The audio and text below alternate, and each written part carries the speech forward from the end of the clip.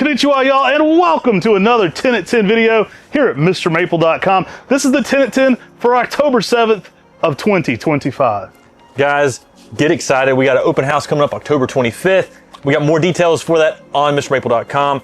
It's going to be from 8 to 4 p.m. here at Mr. Maple. We'd love to have you. Lots of cool plants. And it's always a good time talking trees with other people who love Japanese maples like we do. Now, we've got a great lineup here for you today. Let's get right into it. First off, we've got Acer Palmatum Beni Hoshi. Yeah, Beni Hoshi, also known as Ruby Stars, is a dwarf red Japanese maple. It gives you some really nice ruby color in the early spring. It's got that aminum leaf, and it even gets green veining in the leaf, which is really choice. My favorite thing about this is that it goes from that deep red to a golden yellow in the fall. I think it's really cool. That veining is really nice in the spring, but that colored contrast from the fall to the spring, I think is one of the more dynamic. Now, I absolutely love the structure of this too. It's an upright tree, typically in that 6 to 7 foot range in 10 years, making it much smaller than most upright reds. Looks great in a container, but man, it shows out for density, form, and especially color. I think you're gonna love this if you're looking for something that's an upright red, but you don't have a lot of space. You're looking for something that's gonna be a little smaller, a little more compact in the landscape. It actually even makes a great plant to go in those Makawa gardens because of that density. And I love, like you mentioned, the fall color. It's so dynamically different than the spring color, and it pairs well with many of your other dwarf Japanese maples that are gonna be going more red in the fall. It does have a more like stoic, more columnar-like habit. I wouldn't say it's completely columnar, but it definitely has more of that Christmas tree kind of vibe going on, which makes it really usable out in the landscape. The ruby red color is amazing. Guys, don't pass out. Don't pass up. Don't pass out either. Yeah, don't pass out. But don't pass up Ruby Stars, aka Beni Hoshi. A lot of people have been waiting on this one to return. What do we got next, Tim? Guys, we got Acer Buergerianum Michael Steinhardt. This is a golden trident maple that can handle the sun. It was found in Middle Tennessee, taking that scorching heat. And guys, it gets more and more yellow as that summer goes on. The crowd goes wild. A lot of people have been waiting on this one. Absolutely next level trident maple, guys. This would be really dope for bonsai. So if you're into bonsai, consider this one durable, and for my money, the best yellow trident out there. It's really nice. Great fall colors too. Oranges and reds in that fall color. Now, trident maples can handle a good bit of sun. I've seen this one going in full sun, doing great all the way up to that zone 8. Can be a 5 through 9 plant. Absolutely one of the most durable trees you can grow. Trident maples are often grown as street trees for that very reason. I've got a big Michael Steinhardt in my garden. I've kind of created a higher break in it so you can get up under it. And it's getting that size now where it's really shading out some of the other plants, providing a little more shade for the landscape there, but also some golden yellow structure that kind of rises up above everything else and pairs so nicely with all the reds in my garden. And it's underrated for its fall color where it goes to really nice oranges and reds. Actually pair this with that Ruby Stars and you've got things with contrast in the spring, summer, and the fall on its color. Fast grower too, typically over a foot of growth a year. Some seasons you'll see a 1.5 feet as it gets established. Really nice next level trident maple. Just super durable too. I love tridents. You really can't understate how durable they are. They really go out in a lot of places. They're drought resistant, they're durable, and yeah, some great size 1 gallons here today. All right, y'all, let's bring back Acer Palmatum Wildfire. And we've got these in some good size 1 gallons.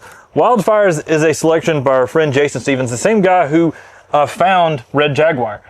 This thing is amazing in its winter bark because it gets yellows to oranges towards the tips, and the fall colors are some bright, starts out yellow, but then gets to some really nice shades of orange. Yeah, that Wildfire is kind of evoked in those winter months. You get the most yellow at the base, oranges, pinks, reds going up top. So you kind of get different colors all the way up this tree.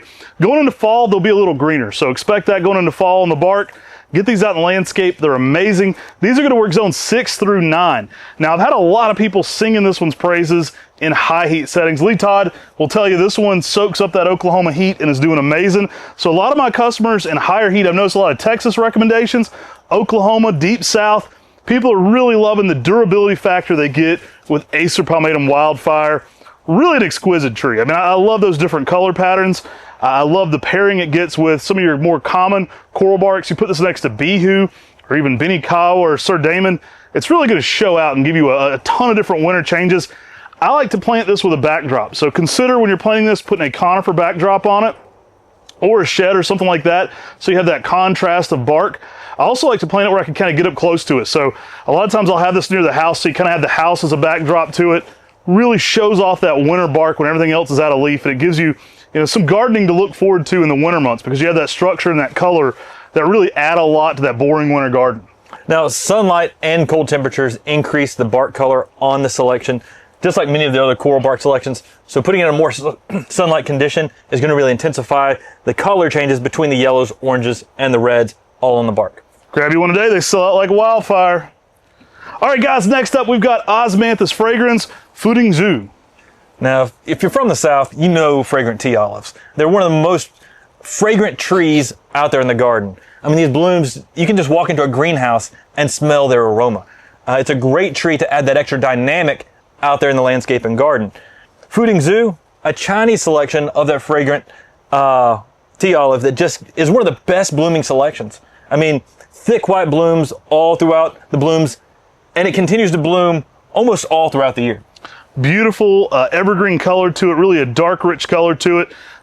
Beautiful white blooms. When this flowers, it covers the entire plant, and it's got a sweet smell to it. So a lot of people building those fragrant gardens, you know, tea olives are a great choice for that. I know Mina Milad's building a fragrance garden, which is kind of a cool way to, you know, experience your garden as well. We think about all the sight, but touch and smell are key factors in our gardening as well.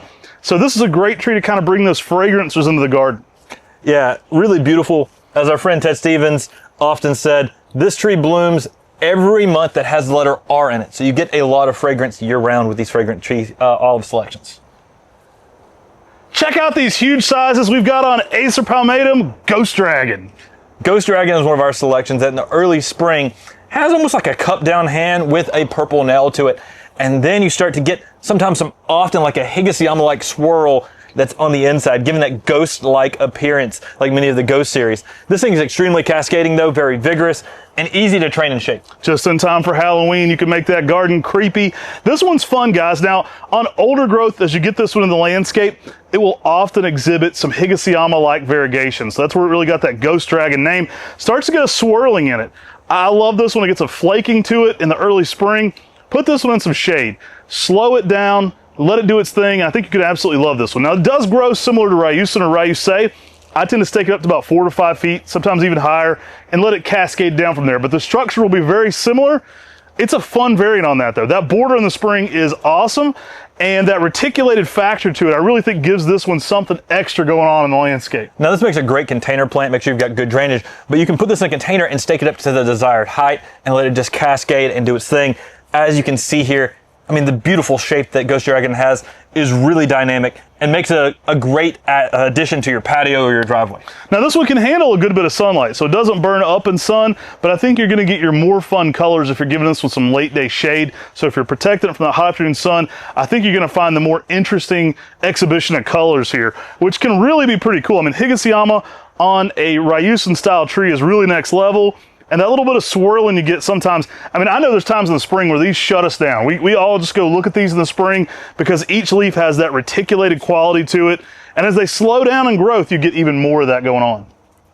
All right, guys, let's bring back Picea Abies Gold Drift, one of our most popular conifers here on Mr. Maple. Yeah, this was found as just this unique mutation that happened on a weeping Norway spruce. But that mutation gave it this golden yellow color, and it really affected the genetics of this plant, so much so that even seedlings from this can sort of give you that yellow color going forward as well. If you give this tree sunlight, that's when it really gets the yellow on the needles everywhere the sunlight hits. Yeah, this tree is anything but sad, even though it's weeping. Giving it some sunlight does peak up its energy, though. You're going to love that color. I recommend at least 5 to 6 hours of sunlight for this tree a day to kind of give you your best overall appearance to it. I tend to stake it up, too, and kind of let it weep down from there. Sometimes it will put on a little bit more of a central leader after it's been staked for a while, but I like to stake it up 5 or 6 feet, then let it kind of weep down, similar to Ryusin as well in that regard. Really a fun one to pair with the blues. A lot of people get this one and put it with the blues. You know, artsy-fartsy trees was Bob's thing, and you can even interweave the two. I don't tend to get that creative with it, but I do like planting them near each other so you can have that color portrayal off of each other. Yeah, Gold Drift is Robert Fincham's, one of his most popular selections. And it, like he talked about, Picea pungens the blues is a great thing to pair this with because the blue and the yellows play off each other so well. I've seen people plant the blues and the Gold Drift together and sort of twist them and let the branches just sort of interlock with the blues and the yellows. All right, guys, let's bring back Acer Palmatum Kryptonite. Whoa. Kryptonite is one of our selections that we've introduced into the trade. of a Makawa sport that was found that has almost like a Manionosato style leaf and a Manionosato style variegation with that tightly layering habit in that Makawa family that everybody loves. This one's fun. Compact, dense, great fall colors. A little different than most of the other Makawa variants. You get a little more yellows and oranges in this one. I found a lot of yellow in this one.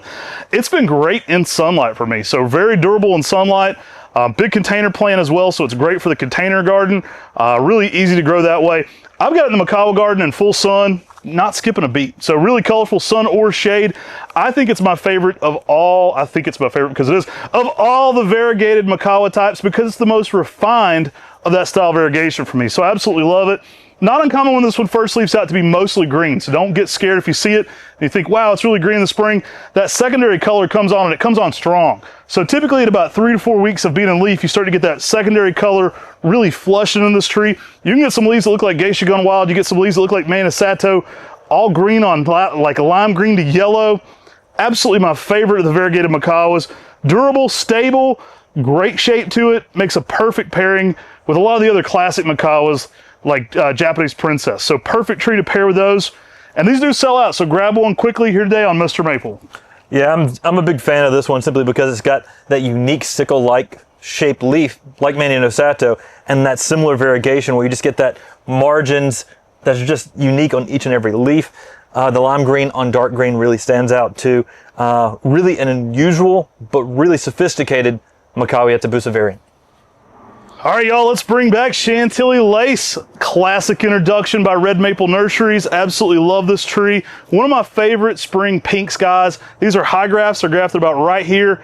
This thing will really wow you. They're in their greener stage right now before fall color, but this thing will absolutely wow you in that spring garden. Yeah, and this thing, Chantilly Lace, it's got a really nice weeping umbrella habit. And when you have that cascading umbrella habit that sort of spreads out so beautifully, and you add those colors of just that pink purple that just keeps popping across this on top of lime green, it adds both the classic lace leaf that everybody loves, but a unique color change that's always changing out there in the garden. This one's a perfect pairing with your classic red lace leaves or green. It really gives you something outside the box. I love pairing this with Orangeola for its continuing color changes. You can actually get some secondary colors in the spring that are kind of yellowish on this, but it's one of the most electric pinks out there. Typically 5 feet tall, 5 to 6 feet wide, more that low cascading umbrella shape. You can stake it up to accentuate the height and get a little bit more height right away, still while getting that weeping cascading umbrella. Really a next level plant for collectors. You're going to want this one in your collection. If you love lace leaves, it's really going to diversify the colors lace leaves can have in the spring and really add to that overall collection, especially if you've got a lot more green and red in your collection. This one's going to put something totally different in the garden. The late, great Dr. Bill Shell from Auburn, Alabama, he was a mentor to us. We learned a lot from him throughout the years. And one of the things he always said about Japanese maples is they had ever-changing beauty. And I think this Chantilly Lace is one of those trees that constantly gives you ever-changing beauty out there in the garden. All right, y'all, we're bringing back Ginkgo Biloba Tubiformis. Now, this one gets these nice little champagne glass tubes to it all over it. Still gets the incredible fall color that you're used to with some Ginkgo, but now you can pour a little champagne right there in the cup. Champagne? Champagne. Continental. Tubiformis is an upright ginkgo that just gives you some great fall color, a unique texture out there as well. For a male ginkgo, this one is one that's really beautiful and is really different. To me, this one gives you that classic yellow fall color, but it gives you just something a little bit extra with that unique leaf that sort of curls up like a wine glass. I wonder how many people are old enough to remember Christopher Walken's character, the Continental on Saturday Night Live. That guy would definitely get canceled today. That was the creepiest character on SNL. But he did say champagne. All right, guys, I love this one. Creative cup to it. I actually love the little unique structure it makes in the landscape. Nice mid-size upright. And again, when that fall color hits, it hits really well on this one. Give your ginkgos some lime. You know, not in the little champagne cup, but put it around the base.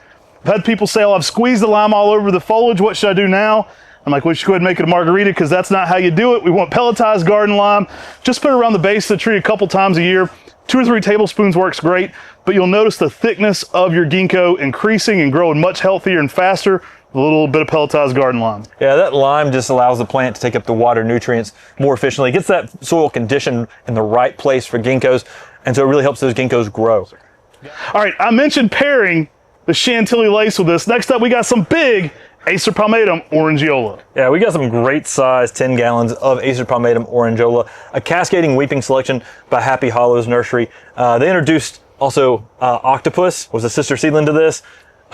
This one, Orangeola, has become a staple in the nursery trade because it's beauty and it's just constantly changing. Sort of like that Chantilly we talked about, great pairing, like you mentioned.